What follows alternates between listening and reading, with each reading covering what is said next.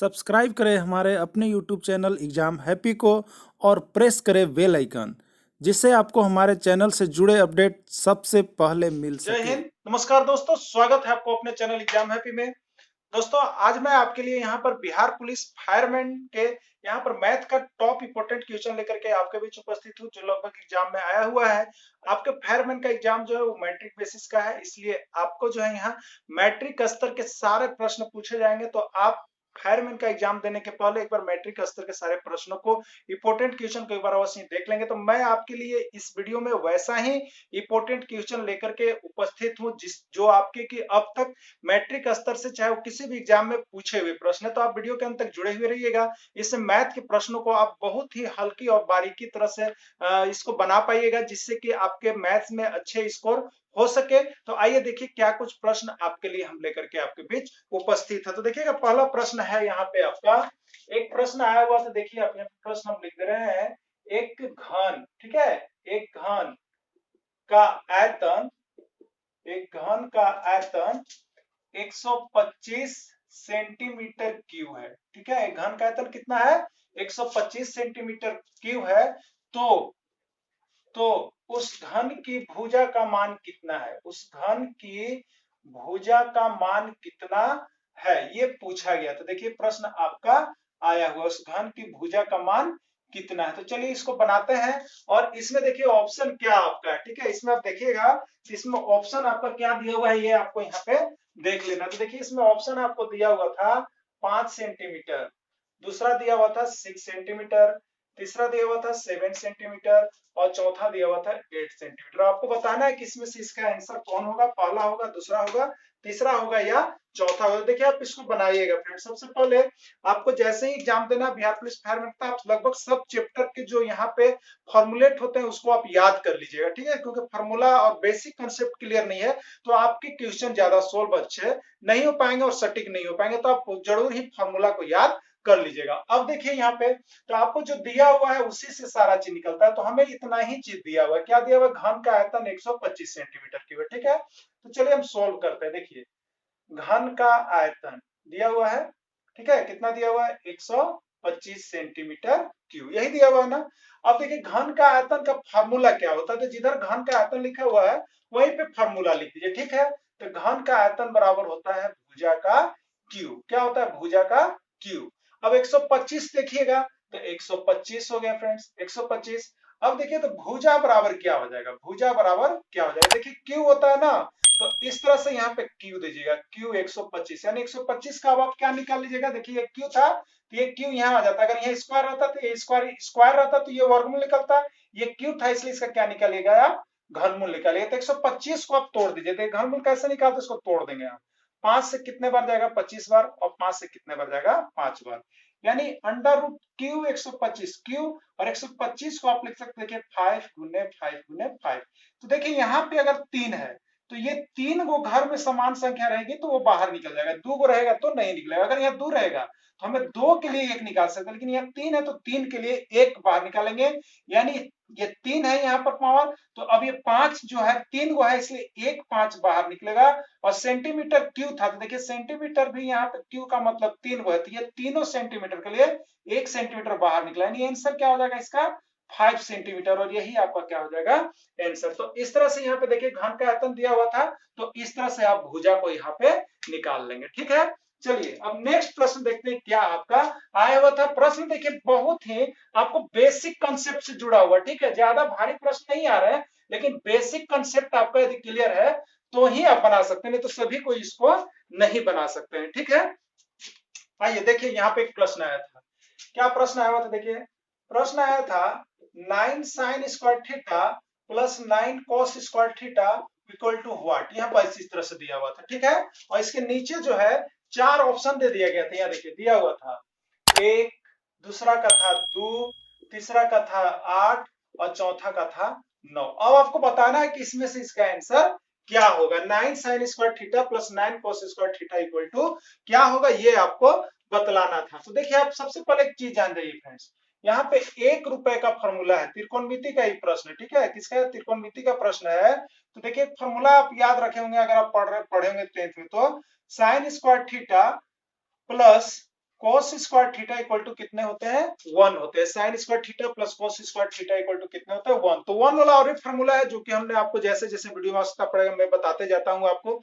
तो कहीं भी sin square theta plus cos square theta equal to क्या होता है 1 होता है। तो आप इसमें देख रहे हैं कि आपको सॉल्यूशन जब हम करने चलेंगे तो सॉल्यूशन में क्या कुछ निकल के आ रहा है, तो देखिए आपको यही लिखा हुआ है 9 sin square theta plus 9 cos square theta. ठीक है, देखिए दोनों में 9 है ना, दोनों में 9 है तो कॉमन ले सकते हैं, कॉमन हमने ले लिया। अब कॉमन ले लिए 9 तो ये खत्म हो गया, बचा क्या sin स्क्वायर थीटा और प्लस क्या बचा cos स्क्वायर थीटा। इसको लिख लेंगे आप sin square theta plus cos square theta. अब देखिएगा तो 9 और sin square theta plus cos square theta equal to क्या आपको यहाँ देखिए हमने दिखा है, तो sin square theta plus cos square theta जहां है उसके बराबर क्या कर लीजिएगा 1 कर लीजिएगा। ठीक है, तो आप भी यहाँ पर 1 कर लेंगे तो 9 और इतना बराबर कितना हो गया 1 हो गया, तो 9 और ब्रैकेट के बाहर इसलिए 1 है, 9 गुने 1 इक्वल टू कितना हो जाएगा 9 और यही क्या हो गया आपका आंसर। तो इस तरह से आपने यहाँ पे दूसरा प्रश्न को देख लिया कि 9 sin square theta plus 9 cos square theta equal to क्या होगा, यहाँ पे आपका 9 होगा। चलिए नेक्स्ट प्रश्न देखिए क्या कुछ आया हुआ था। ठीक है, सारे इंपॉर्टेंट प्रश्न है, आप वीडियो के अंत तक बने हुए रहिएगा और आप इससे जुड़ के यहाँ पे समझिए तो आप सभी चीज का तैयारी, और आपको हम ट्रिकी माध्यम से सब बताएंगे बहुत ही कम समय में बनाने के लिए। आप सिर्फ सब्सक्राइब और यहाँ पे वीडियो को जितना हो सके शेयर करते रहिएगा। अब देखिए यहाँ पे नेक्स्ट, और यहाँ पे देखिए थर्ड नंबर प्रश्न क्या आया था। थर्ड प्रश्न आपका आया हुआ था 0.9। ठीक है, 0. यहाँ पे 9 नहीं 6 आया हुआ था। ठीक है, 0.6 के ऊपर रेकरिंग का मान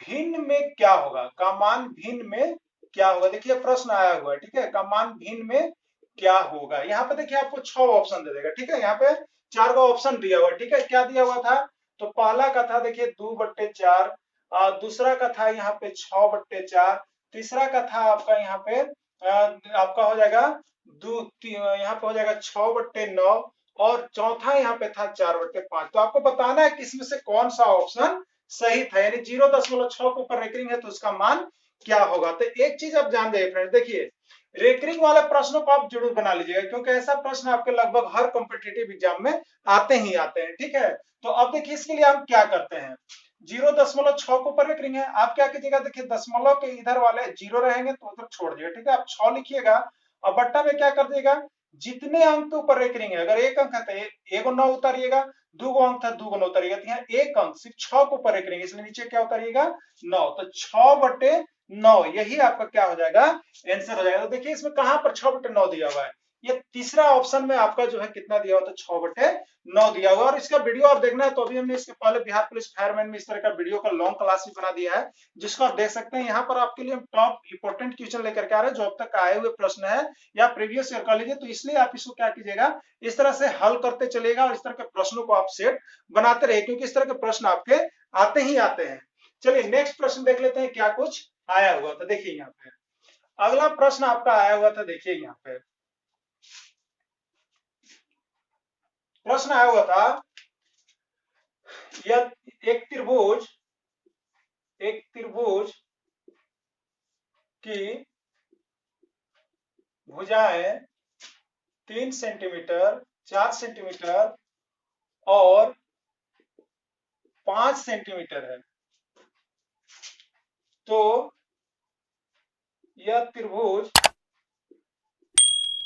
किस प्रकार का है, यह त्रिभुज किस प्रकार का है, ये आपको डिसीजन करना था कि त्रिभुज की भुजाएं, यानी त्रिभुज में कितनी भुजाएं होती है 3 भुजाएं होती है दी हुई है, तो वह त्रिभुज किस प्रकार का है। देखिए आपको ऑप्शन दिया हुआ था। ठीक है, ऑप्शन में क्या था समबाहु त्रिभुज, ऑप्शन में क्या था समबाहु त्रिभुज, दूसरा आपका ऑप्शन था समकोण त्रिभुज, दूसरा आपका ऑप्शन था समकोण त्रिभुज और तीसरा आपका ऑप्शन था यहाँ पे समद्विबाहु त्रिभुज। क्या था समद्विबाहु त्रिभुज और नेक्स्ट जो आपका ऑप्शन था वो आपका चौथा नंबर था, वो आपका दिया हुआ था विषमबाहु त्रिभुज। तो अब देखिए आपको यहाँ पे डिक्लेयर करना है कि जो प्रश्न दिया हुआ है उसके आधार पर यहाँ कौन सा त्रिभुज होगा। तो आपको देखिए इसके लिए त्रिभुज का जानकारी होना चाहिए, यह बहुत ही हल्का क्वेश्चन है। ठीक है, तो देखिए हम बात करते हैं यहाँ पे समबाहु त्रिभुज की आप बात जानिए, तो कोई भी त्रिभुज समबाहु त्रिभुज होता है उसकी तीनों भुजा बराबर हो, यानी 3 को भुजा दिया हुआ है ना, तो अगर 3 था तो तीनों भुजा 3 होता है। ठीक है, इस तरह से होता है।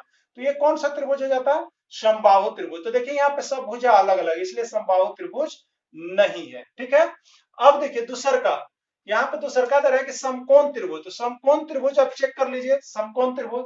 तो समकोण त्रिभुज का क्या फॉर्मूला होता है, याद रखिएगा, कर्ण का स्क्वायर बराबर होता है लंब का स्क्वायर प्लस आधार का स्क्वायर। ठीक है, और कर्ण कौन होती है? सबसे बड़ी भुजा। तो सबसे बड़ी भुजा देखिए इसमें कौन है, आप देख लीजिएगा, कर्ण मतलब सबसे बड़ी भुजा। तो सबसे बड़ी भुजा 5 है, 3 4 5 में सबसे बड़ी भुजा 5 है।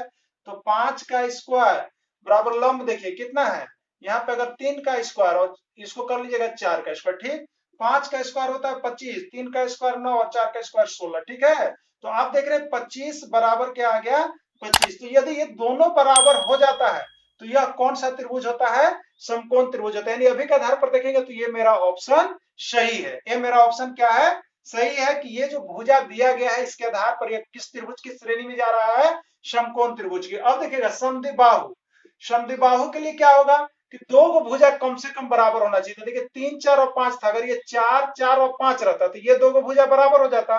तो दो को भुजा अगर बराबर होता तो समद्विबाहु में जाता, लेकिन यहाँ पर ये ऑप्शन नहीं होगा। अब रही बात की विषम बाहु, तो अगर हम इसके आधार पर देखेंगे तो विषम बाहु होने के लिए सभी भुजाएं क्या होनी चाहिए? अलग अलग होनी चाहिए। तो अलग अलग मतलब क्या होना चाहिए? तो देखो एगो 3 है, एगो 4 और एगो 5 अलग अलग, तो ये विषम बाहु त्रिभुज की श्रेणी में भी जाएगा। लेकिन अब रही बात कि यहाँ पे ऑप्शन क्या होना चाहिए था? अगर इस तरह का रहेगा तो जो समकोण त्रिभुज मारे हैं उसका भी सही है और जो विषम बाहु त्रिभुज मारे हैं उसका भी सही है। तो देखिए इस तरह का प्रश्न कभी कभी आता है, आप इसको देख लीजिएगा और पहचानने का तरीका आपको हमने बता दिया कि कौन समकोण त्रिभुज होता है, कौन विषम बाहु होता है, कौन समबाहु होता है और कौन समद्विबाहु होता है। ठीक है, आइए नेक्स्ट एक प्रश्न यहाँ पे है।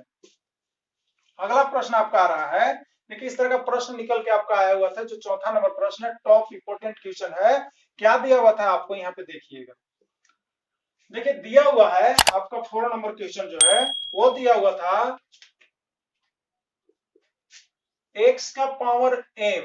ठीक है, x का पावर m बराबर x का पावर 5। तो m का मान क्या होगा, आपसे पूछा गया था m का मान क्या होगा, अब बताना है आपको। चलिए इसमें ऑप्शन दिया हुआ था, ऑप्शन दिया हुआ था 1, दूसरा का दिया हुआ था 2, तीसरा का दिया हुआ था 5 और चौथा का दिया हुआ था 6। आपको बताना है कि इसमें जो है m का मान क्या होगा। देखिए ये प्रश्न आपका आता है। ठीक है, अब आपको बताना है। तो देखिए फ्रेंड्स यहाँ पे आप जान जाइए। ठीक है, सॉल्यूशन क्या करेंगे, तो x का power m equal to x का पावर 5, यही ना है। अब आप देखिए इसको कहते हैं हम लोग आधार, इसको क्या कहते हैं? आधार। और इसको क्या कहते हैं? घात। इसको क्या कहते हैं? घात। तो यह आधार है और ये क्या है? घात है। देखिए दोनों में आधार यदि सेम हो जाए, आधार यदि सेम हो जाए तो दोनों का घात आपस में क्या होगा? बराबर। घात क्या होगा? बराबर। तो दोनों का आधार देखिए इसमें भी x है और इसमें भी x है, दोनों का आधार आपस में क्या है? बराबर। तो घात क्या होगा? बराबर हो जाएगा। तो घात मतलब ऊपर का, इसका पहले आधार का घात कितना है? m, और दूसरे आधार का घात कितना है? 5, यानी m बराबर कितना हो जाएगा? इसका आंसर 5 हो जाएगा। देखिए इस तरह का एक प्रश्न बहुत ही बुलवा करके आता है, उसको आपको जानना है ना। तो m का पावर कितना हो जाता? 5 हो जाता है, यही आपका हो गया आंसर। चलिए नेक्स्ट देख लेते हैं क्या प्रश्न आपका आया हुआ। तो देखिए 5 नंबर क्वेश्चन, टॉप 5 क्वेश्चन है आपका। ठीक है, टॉप 5 क्वेश्चन है यहाँ पे 5 नंबर। ठीक है, देखिए प्रश्न क्या है। प्रश्न आपका आया था 2 का पावर 0 इंटू 3 का पावर 0 इंटू 5 का स्क्वायर इंटू 2 का स्क्वायर बराबर डॉट डॉट डॉट, इस तरह से लिखा हुआ था। ठीक है, अब वहां पे आपको बताना था कि इसका आंसर क्या होगा, इसका आंसर क्या होगा। तो यहाँ पे 4 ऑप्शन देखिए दिया हुआ है आपका, यहाँ पे दिया हुआ है 25, दूसरा ऑप्शन दिया हुआ है, देखिए यहाँ पे दूसरा ऑप्शन आपको दिया हुआ है 50, तीसरा ऑप्शन देखिए दिया हुआ है 100 और चौथा ऑप्शन दिया हुआ है यहाँ पे आपका 0। तो इस तरह से बताना है कि इसका आंसर क्या होगा। ठीक है, तो अब आप देखिए इसमें आपको कैसे होता है ना, यहाँ पे आप देखिएगा, तो आप यहाँ पे देखेंगे फ्रेंड्स, एक याद रखिएगा, किसी भी चीज का पावर 0 हो तो उसका मान कितना होता है? 1 होता है। जैसे 2 के ऊपर 0 है तो इसका मान 2 के पावर 0 का मान 1 होगा, या 100 के ऊपर भी पावर 0 होगा तो उसका मान कितना होगा? 1 होगा। यानी 1 करोड़ के ऊपर भी 0 आ गया तो उसका मान 1 होगा। तो आप इसको क्या कर लीजिएगा? हल कर लीजिएगा। ठीक है, इसको आप क्या कीजिएगा? सोल्व कीजिएगा। तो आप देखिएगा इसका आंसर क्या होता है। 2 का पावर 0 यानी 1, 3 का पावर 0 यानी 1 और 5 का स्क्वायर मैंने 25 और 2 का स्क्वायर मैंने हो गया 4। अब 1 से 1 में 1, 1 से 25 में 25 और 25 से 4 में करेंगे तो 100। यानी इसका सही आंसर क्या आ रहा है फ्रेंड्स? 100 आ रहा है। 100 देखिए आपको किस में है? तीसरा नंबर में। तो इस तरह से यहाँ पर आपने मैथ्स के 5 क्वेश्चन को सोल्व किया जो कि आपके इंपॉर्टेंट क्वेश्चन है, और इसी तरह के क्वेश्चन आपके रहेंगे जो कि आपके बेस से जुड़े हुए रहते हैं। तो आप इस तरह के प्रश्नों को एक बार अवश्य बना लीजिएगा। हम आपके लिए यहाँ पे सारे चैप्टर से जुड़े हुए प्रश्नों का यहाँ पे प्रैक्टिस करवाएंगे, जिससे आप जुड़ करके प्रैक्टिस कर सकते हैं। तो यहाँ पे आप जीके हो, जीएस हो, साइंस में यहाँ पे फिजिक्स और यहाँ पे केमिस्ट्री जो आपको बायो है, वो सारे प्रश्नों का हम यहाँ पे इसी तरह का वीडियो आपको बना बना करके लाएंगे। आप इससे जुड़ करके बिहार पुलिस फायरमैन की तैयारी कर सकते हैं। साथ ही साथ एसएससी जीडी पढ़ना चाहता है तो एसएससी जीडी की भी तैयारी यहाँ पे करवाई जा रही है, आप उससे जुड़ करके कर सकते हैं। चलिए वीडियो के अंत तक बने हुए रहें, इसके लिए आपको बहुत बहुत धन्यवाद। Thanks for watching this video. फिर हम मिलेंगे आपसे इसी तरह का नेक्स्ट वीडियो लेकर के, तब तक के लिए इतना ही। जय हिंद, जय भारत।